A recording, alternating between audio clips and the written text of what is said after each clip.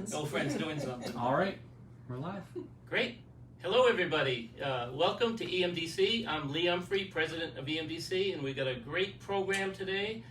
We have Erin Benson, the director of workforce development, and we have Becky, who's from Dover, Foxcroft, and Kiki here from Bangor, and both of them are youth ambassadors. And we have a special guest, Commissioner Laura Fortman, Department of Labor, and a big effort that Laura's been leading at statewide, and what we've been doing here is how to get more young people into the workplace, and how to get them, how to help them find jobs, how do we help them keep jobs. So Kiki, in your position as ambassador, what have you been doing, and how are you making a difference? I'm like on the streets, so I'm like working with the Together Place, Shaw House. I feel like I'm working with kids who don't have structure, they don't have people who care about them. So we're basically like helping them and showing them that they can have an opportunity, and that there is people who do care about them and want to see them be successful. So. And Becky, what are the challenges in talking to people your age and trying to get them engaged? I think a lot of it is teenagers have a lot going on. Teenagers are busy. They have extracurriculars that are maybe more appealing than work, or they have struggles like Kiki has run into, struggles with not having structure, not having parents at home that support them, or I'm fortunate enough that my parents did, but not every kid has that. Not every kid has a good support system behind them, and I think that that's crucial to. So when you identify that, how do you help them? What's the first thing you do? For me, like Kiki said, show them you care, show them that they're more than a number to you. Get close with those people. Just really be empathetic and be a kind person, and that's where it starts. I've realized that once you do that, they open right up to you, and they're very willing to work, to do those things and better their future. Good. And Kiki, once they have that confidence and willingness to work, what skills do they need? What do people need first? Technology? Yeah, some people need even just like a high set or a GED, little as that, they don't have that. So we offer them that. We offer them laptops, clothing, work boots if you need it. That's where we come in. Good. And have you interacted, either one of you, with businesses yet? I mean, we're really the bridge to businesses to get jobs. So me and Barbara, we work in little tiny Dover to try to find little small businesses that may need a teenager that can have some muscles and really help pull in some stuff. We went to Bob's Hardware in Dover, Bob's Farm and Garden, and talking with them, asking them to be a host site. It was simple. We went in and we explained our program, explained what we have to offer, and how it can be a chance for an employer to get a good employee, and also a teenager or a youth to get experience. Yeah. And from then, for them, it's a no-brainer. We tell them, the only requirement is you fill out an evaluation, and they're like, okay, it's got to be more complicated. They're like, where's the hard part? We got asked, okay, what's the catch? There's no catch. So it's really just about going in and talking to them and telling them about our program, and then from there, they usually just take it and run with it. Great. And Erin, there's been an increase in work experience sites. What do you think the secret sauce has been lately? They need workers. We hear from businesses all the time. Do you have anybody who's ready to work? And we love to talk to them about our work experience program, our on-the-job training program, and it's a way to help them fill their job, their positions. And it's an opportunity for them also to take, I guess I'd call it a test drive, to see if this person is going to work. We've had businesses like Whitney's Grocery Store in Piscataquis County. This is an opportunity where he took on a work experience, and now that person is employed. And so this is an opportunity for employers to see if that person's going to work out, if they can be a good member of the team, and then offer them permanent employment once the work experience is done. And that's really the best of all worlds. Great. And Commissioner, what do you think overall statewide, what trends are you seeing, and what can we do better? We're a great partner with you working together, but what can we do better as an effort? Well, getting the word out, Lee. I mean, everything I just heard here today is almost the exact opposite of everything that I hear every single day. It's like, what I hear is, there are no people, nobody wants to work. That the barriers are what everyone seems to focus on, and what you're doing here is coming up with the solutions and really making that difference in that connection. And, just from listening to you, I mean, the other thing that I hear, no offense, is that it's the young people. There are no young people who either are in the state or want to work.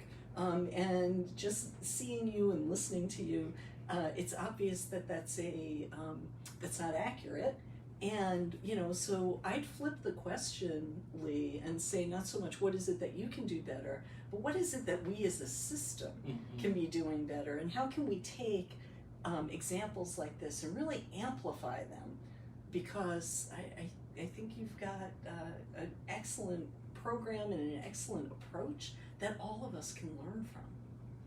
So how can we help? How can we, Kiki? How can we amplify this, Kiki? I mean, get the Commissioner of Labor right next to you. Yeah, I'm like, woo. Personally, I think it's just caring about people. I think it's like people, like youth, they want people to care about them. They want people to know, like, okay, hey, you guys care about me. Because, like, coming from where I'm from, like, I didn't have people that cared about me. When I walked into EMDC, they literally showed me that they cared, that they wanted to see me be successful. They listened to my hopes, my dreams, my wants.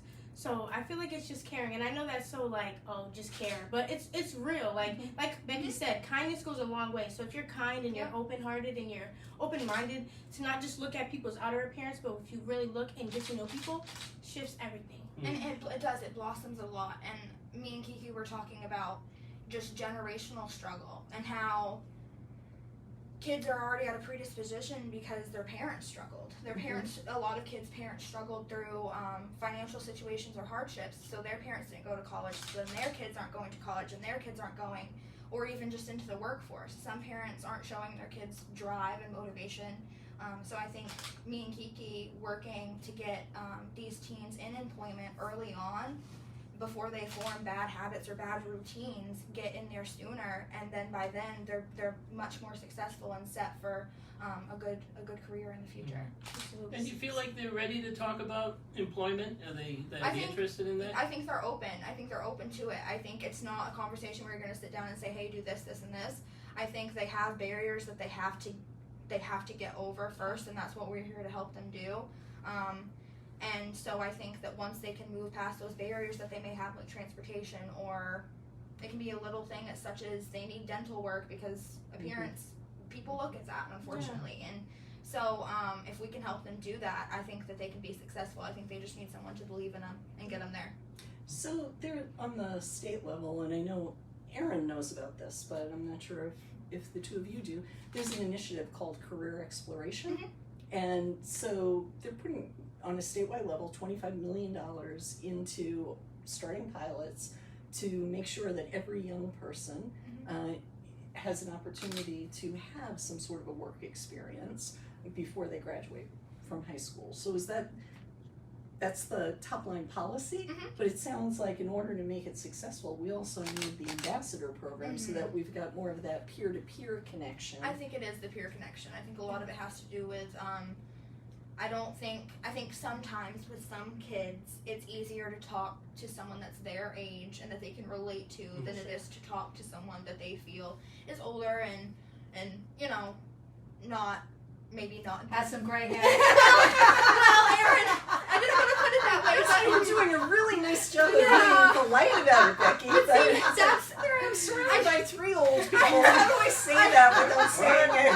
I do think that that's what it boils down to, though. I think they're more comfortable talking with someone our age, talking to someone that may have gone through some of the same things that we have, because I've talked with adults in my life that don't understand why this generation is so sad, and it really is. We're facing more mental health problems. We're facing more, and these are barriers that are affecting employment. They're not just affecting them in their mind. They're affecting employment. So getting people help for those things, and like Kiki said, showing them that you care and that they're more than just a number to you, that goes so far. So how did the two of you become ambassadors? It was a snowball effect. It was really weird how it happened. I was in adult education. High school wasn't my forte, and my instructor told me about something called the Workforce Academy, and through EMDC, and I joined that. We learned financial literacy, a bunch of things to help us toward employment. And then from there, they wanted to put me into a work experience. my worker lady, my Workforce workforce development development. specialist, she was gonna put me at Center Theater in Dover, but then she said, no, I want you. I want to work with you. She said we're talking about a youth ambassador position, and I think you'd be perfect. And then a couple weeks later, it was approved, and I was talking and making phone calls with youth for appointments. So. That's great. And what about you? So mine was, I was going through like a dark time in my life. Stuff happened. I ended up becoming homeless. And so I was working at a day labor, and an employee that they have, I knew him, and he was like, I think this would be great for you. You want to be a social worker. We want to get you out there. So then I met with him, and I didn't even know I was going to become a youth ambassador. It wasn't even like up in the air yet. So I was just like, okay, yeah, I'll like do it. I want to prevail. So like I want to do better for myself. So I was like, okay, I'll give it a try. Months went by, stuff was happening. And then I got offered this position, and I was like, I get to do outreach? Heck yeah, I'll take it. Yeah, I get to tell people about this? Yeah, like, this is an amazing opportunity. I want to tell everybody. So that's how I became the youth ambassador as well. That's great. So when you guys come up with barriers that people are facing, how do you reach back to Erin and the team? Are we doing enough to support you guys if you find somebody, if it's substance abuse or homelessness or something? What are we doing? Do you reach out to your colleagues in EMDC? Yeah. Oh yeah, for sure. Yeah, definitely. When we have situations where barriers come up, I think our colleagues are extremely good at listening to us, at putting us in a position as youth ambassador and hearing what we have to say, and using it, not just listening to it and putting it in a file somewhere, actually doing something about it and doing it diligently so that we can help these people. Because some people don't have the time to wait. So. I think it's really important to understand what she just said, our colleagues. We are colleagues, and I think that is what they're talking about, that somebody cares about them, that somebody listens to them. They feel that they're colleagues. Yeah. And that's important. Mm-hmm. I don't feel like small. I don't feel like I'm in a position of inferior. I don't feel like I'm inferior to anyone. I feel like they are working toward the same thing I am. Yeah. And when I pass on information to my workforce development specialist Barbara, and then she'll email Erin. But there is 9 times out of 10 we get a response within the same day. We hear about those people, and we get answers on whether they're going to be approved or whether that budget's going to be sent in, or just they're very diligent about the customers that we have and getting them what they need. Good. And when you use the word inferior, you don't feel inferior. When I listen to you, you're both so strong and powerful that no, you are. You are. I can't imagine anyone, hopefully, treating you like you were anything other than that. When you talk, you go ahead. I know. I was going to say. So you talked about all kinds of barriers and challenges that the young people you're talking to are facing. Are there certain ones that come up over and over again? Absolutely. Yes, for sure. For sure. You want to go first? You can go first. Okay. So we have 2 different kind of spectrums of where we work. She works in a bigger city, Bangor, and I work in tiny rural Dover. So which, by the way, I'm really glad to hear we've got services there, because there was some press recently basically saying workforce development is absent in those areas. And we've been such a great partner with the department, and it really was missing from the story that we're up there, and Becky is a good example, and Barbara, that we're providing services, and we provide other services, but there is a presence there through the Department of Labor programs. Well, I mean, because we're all part of the workforce development system. It's not like there's like one group. It's all of us working together. But sorry, no, go that's ahead. fine. I just think Dover, that what are you seeing? Transportation is huge. We don't have taxis. We don't have a bus. We don't have public transportation. So for us, what we're running into is we're trying to find work sites that are close to where these kids live so that they're possibly in walking distance. And that's a challenge.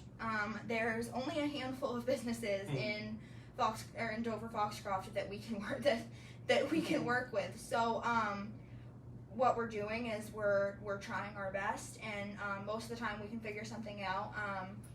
Whether it's the library or just a little, like I said, a small business that needs help. Transportation's a big one. Also, we're running into the idea of like generational struggle. Their parents didn't have this, so now they don't have it. So finances are a struggle too. I mean, these kids are really wanting to get into work and get their own source of income because they don't have any at home, and they feel it's their responsibility to take care of their family. So that's a big need. There's a void because they feel that they can't support themselves by themselves. So those two are huge. And are you working primarily with people who are traditional high school age, or are you doing like the 16 to 24? So we do 16 to 24, but what we've been doing lately is I went into my old high school and I spoke there about the programs that we have. So right now I really want to push for that, because in high school I didn't know that those programs were available. They didn't tell me of those. Right. So I was wondering, senior year, how am I going to go to college? I can't do this.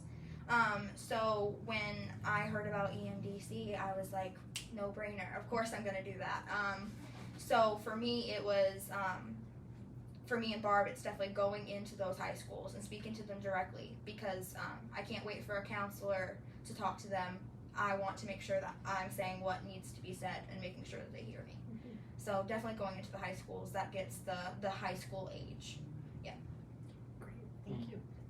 The barriers that I see are just like, it's little, but it's like a real big barrier, like clothing. A lot of these kids don't even have a place to wash up, you know, so their appearance, nobody's going to want to hire somebody that looks raggedy, you know. So clothing, high set, a lot of these kids don't even have a GED or a high school diploma. And for like most all employers, that's one of the qualifications you need is a high school diploma or a GED. So that's another barrier. What I realized too is transportation. We're trying to also get kids to like well, not kids because they're youth. They're 16 to 24, excuse me. But we're trying to get them to have jobs around the area. So like the Shaw House, that's like right downtown. So there's a lot of little businesses.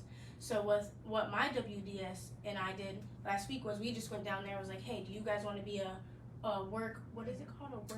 Host Work site. site? Yeah, a host site, because these kids can't go all the way to the mall or all the way to Brewer or something like that because they don't have transportation.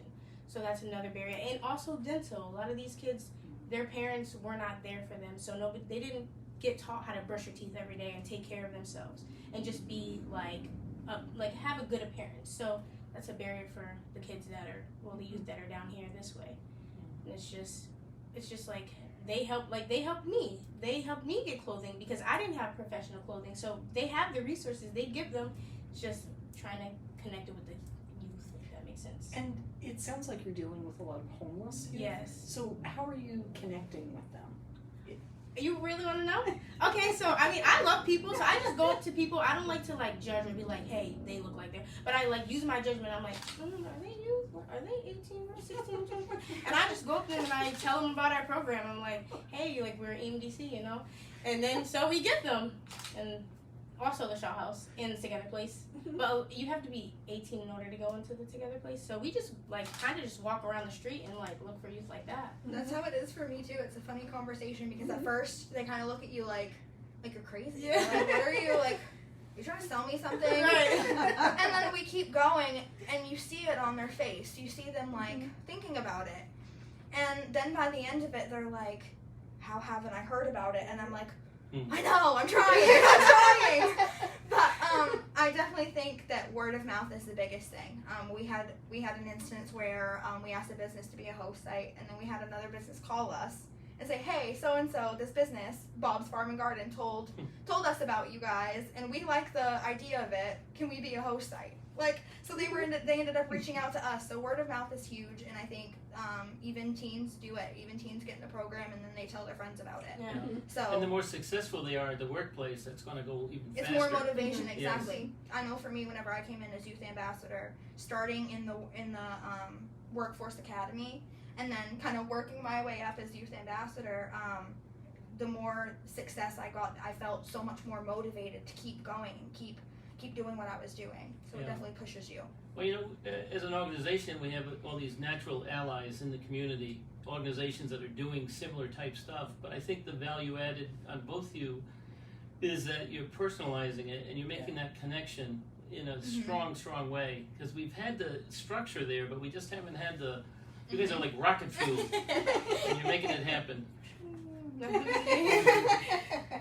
No, that's so true, because I think, and you're right, like, I think the older people will be sitting around saying, okay, so how do we reach them? Well, I mean, we used to do flyers. We probably don't want to do flyers anymore.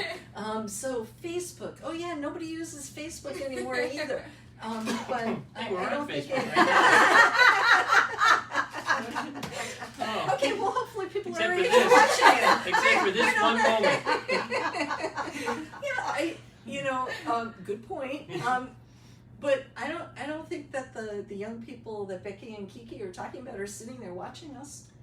Do you? No, but what these guys are I mean, I doing think too, that- they're connecting right away Right. in a way that Right. Facebook can, a flyer can, a Yeah. TV commercial can. You guys have, you're living the experience and you're able to talk to them in a way that nobody else can. Right. And so that's kind of what I was saying, very inartfully, is that I think that they're doing that work of going out and connecting directly with, But- and you're also educating and elevating this as like a best practice. Mhm. So rather than continuing to do work the way that it's been done, it's like, okay, how do we learn from this experience and then replicate it statewide so that more and more young people are going to have that direct Mhm. connection and be inspired. Yeah, and get the businesses to want to Right. participate and hire these young because people. because this is EMDC, I bet some businesses are probably going to watch this. Yes, they They're going to will. want to be host sites. They will. They will be, won't they, Keith? Yeah, they will. I think it's more than just like talking to these kids and telling them about our program too. I don't know about Kiki, but from what me and her talked about, it seems like we're very similar in the way that I'm not afraid to share my story. I'm not afraid to show the hardships that I've been through. I don't want somebody to think that this was easy. Yeah. Like I don't want somebody to think that it was easy for me. I want them to know that like I struggled like they did. So I share my story, and 9 times out of 10, they have similar experiences. So when they can relate to my hardships and they can realize, oh, even though I went through this, I can be successful, that pushes them 10 times more. And so if sharing my story does that for a kid, then I'll share it all day. Right. So I've realized that it's a more of a deeper connection than just, hey, join my program, this is what you get out of it. It's, look, I know that this may look silly, but this is what I'm doing and this is how I got where I am, even though, despite what I went through. It's life altering. Yeah. And Yeah. this model has proven to be very successful. That's why the Connecting with Opportunities was very successful. When the mills went down, we hired people Yeah, from peer within. support workers. Yeah, Those do that. peer, those connections are so valuable. Mhm. And who better to recruit young Mainers than young Mainers? Exactly. So, Commissioner, thinking back at the start of your career, Uh-uh. and you've been very successful. She's really had a very interesting, impactful public policy type work. She's been commissioner twice. Pay equity for women was a big part of what you did. As a young person, can you think back and what made you know you're going to go in this direction and stay in this direction? Because you've made a great impact over a long period of time. I didn't know, Lee, and it really was. It was the hardship piece. And I mean, Lee knows this, but I'm a rape survivor. And so that's how I actually got involved in public policy, was by basically looking around, and this was a gazillion years ago, and seeing that there were not services for women at that particular point in time. So this was back in the 80s. And the only thing that was going to make a difference was that peer-to-peer support. And so starting out doing grassroots organizing, and then looking at it and thinking, there's a story about like these two friends who go and they're like having a lunch by a river. One person gets there early, sits there, puts the blanket out, and then hears somebody hollering for help.